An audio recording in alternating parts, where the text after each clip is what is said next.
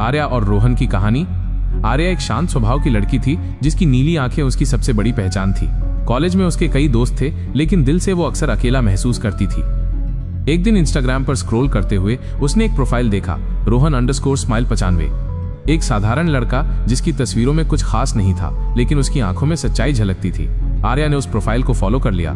थोड़ी ही देर में रोहन का मैसेज आ गया, तुम्हारी आंखें बहुत खूबसूरत हैं, जैसे समंदर में कोई गहराई हो। शुरुआत दोस्ती से हुई, फिर हर दिन की बातें आदत बन गई। दोनों हर रात चैट करते, अपनी जिंदगी के टुकड़े एक दूसरे से बांटते। रोहन बहुत समझदार था, उसकी बातें आर्या के दिल को छू जाती। धीरे धीरे आर्या को लगने लगा कि उसे रोहन से प्यार हो गया है। उसने कभी असली प्यार महसूस नहीं किया था, लेकिन रोहन की बातों ने उसकी दुनिया बदल दी थी। एक दिन रोहन ने कहा, क्या तुम मुझसे मिलना चाहोगी? आर्या का दिल जोर जोर से धड़कने लगा। पहली बार कोई उससे इस तरह जुड़ा था, बिना छुए, बिना मिले, सिर्फ शब्दों से। उसने हाँ कह दिया। उन्होंने शहर की एक कैफे में मिलने का प्लान बनाया। मिलने वाले दिन आर्या बहुत उत्साहित थी। उसने वही ग्रे टॉप पहना जो रोहन को सबसे ज्यादा पसंद था। हल्का मेकअप किया, बालों को थोड़ा सेट किया और एक सेल्फी ली जिसमें वो झुकी हुई कैमरे की तरफ देख रही थी। उसकी नीली आंखें चमक रही थी। यही तस्वीर उसने रोहन को भेजी, मैं आ रही हूँ। वो वक्त पर कैफे पहुंच गई। एक कोना चुना जहां से दरवाजा साफ दिखे। हर बार जब कोई लड़का अंदर आता, वो उम्मीद से देखती, क्या ये रोहन है? 1 घंटा बीत गया, लेकिन रोहन नहीं आया। उसने कॉल किया, फोन बंद। मैसेज भेजा, कोई जवाब नहीं। 1 घंटा बीत गया। आर्या की उम्मीद धीरे धीरे टूट रही थी। उसने सोचा, क्या मैंने कुछ गलत समझ लिया? क्या वो मजाक कर रहा था? तभी ठीक 2 घंटे बाद कैफे के दरवाजे से एक लड़का अंदर आया। वो थोड़ा हाफ रहा था, उसके बाल बिखरे हुए थे और आंखों में हल्की घबराहट थी। ये रोहन था। आर्या ने उसे देखा और उसकी आंखें एक पल को चौंक गईं। ये वही रोहन था जिसकी तस्वीरें उसने देखी थीं, लेकिन सामने देखकर वो और भी सीधा साधा लग रहा था। रोहन की नजर कैफे में आर्या को ढूंढ रही थी। जैसे ही उसकी नजर आर्या पर पड़ी, उसके चेहरे पर एक बड़ी प्यारी मुस्कान आ गई। वह तुरंत आर्या की तरफ बढ़ा। आर्या, मैं माफी चाहता हूँ, बहुत देर हो गई, रोहन ने लगभग भागते हुए आकर कहा। रास्ते में मेरी बाइक खराब हो गई थी और नेटवर्क नहीं था कि मैं तुम्हें बता सकूं। उसकी आवाज में सच्ची पछतावा झलक रहा था। आर्या, जो एक पल पहले तक उदास और नाराज थी, रोहन की आवाज और उसकी ईमानदारी देखकर शांत हो गई। उसकी आंखों में चमक लौट आई। कोई बात नहीं, उसने धीरे से कहा, मैं बस थोड़ी चिंतित हो गई थी। रोहन आर्या के सामने वाली कुर्सी पर बैठ गया। उसने एक लंबी सांस ली और आर्या की तरफ देखा। तुम्हारी आंखें तस्वीरों से भी ज्यादा खूबसूरत हैं, उसने मुस्कुराते हुए कहा। आर्या मुस्कुरा दी। उसकी नीली आंखें फिर से चमकने लगी।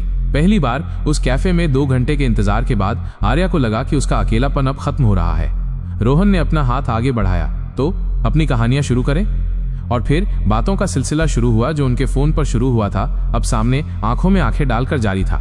उनकी हंसी, उनकी कहानियां और उनके सपने उस कैफे में गूंजने लगे। आर्या मुस्कुरा दी। उसकी नीली आंखें फिर से चमकने लगी।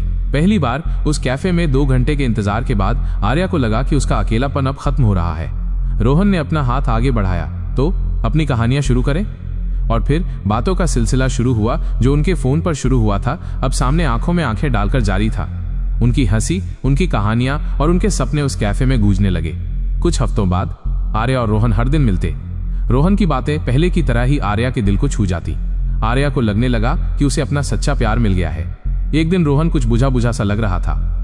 क्या हुआ रोहन, तुम परेशान क्यों दिख रहे हो? आर्या ने पूछा। रोहन ने एक गहरी सांस ली और कहा, आर्या, एक बहुत बड़ी दिक्कत आ गई है।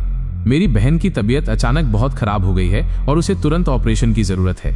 मुझे 50,000 रुपए की जरूरत है और मेरे पास अभी इतने पैसे नहीं है। उसकी आवाज में दर्द और लाचारी थी। आर्या का दिल पिघल गया। उसने कभी रोहन को इतना बेबस नहीं देखा था। उसने बिना सोचे समझे कहा, चिंता मत करो रोहन, मैं हूं ना।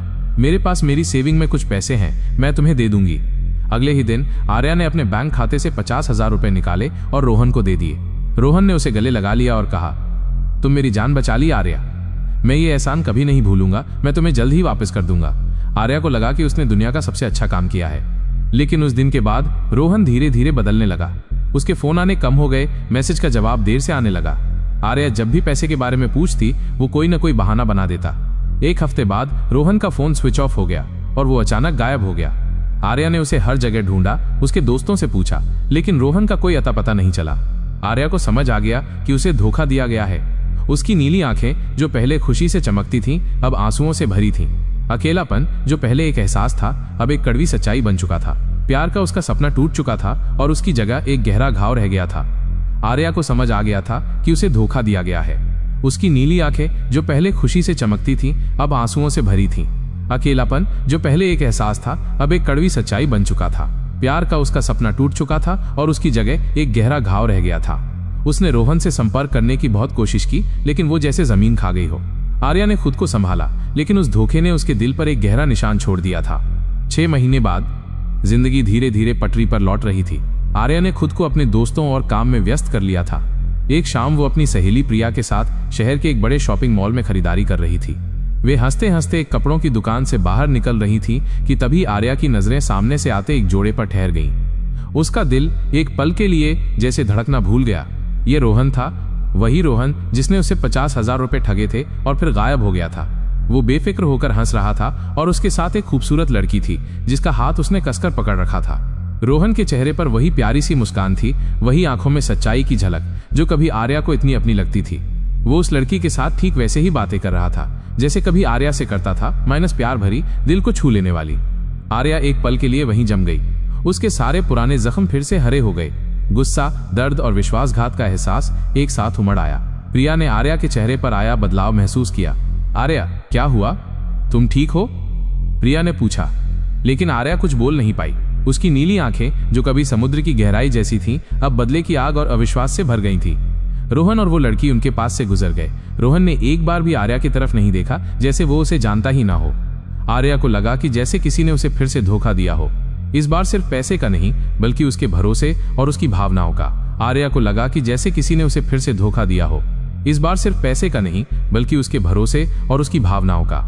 रोहन और वो लड़की उनके पास से गुजर गए। रोहन ने एक बार भी आर्या की तरफ नहीं देखा, जैसे वो उसे जानता ही ना हो। आर्या ने एक पल भी नहीं गंवाया। उसके अंदर का दर्द और गुस्सा एक साथ फूट पड़ा। उसने तुरंत अपना फोन निकाला और पुलिस को कॉल किया। उसकी आवाज कांप रही थी, लेकिन उसका संकल्प दृढ़ था। उसने पुलिस को रोहन का हुलिया और वो कहाँ है सब कुछ बताया। कुछ ही देर में मॉल में पुलिस की गाड़ियां आ गईं। आर्या ने रोहन को दूर से ही इशारा करके दिखाया। पुलिस ने बिना देर किए रोहन को उसकी साथी लड़की के साथ पकड़ लिया। रोहन हैरान रह गया। उसकी मुस्कान गायब हो चुकी थी और उसके चेहरे पर डर साफ दिख रहा था। वो लड़की भी घबरा गई थी।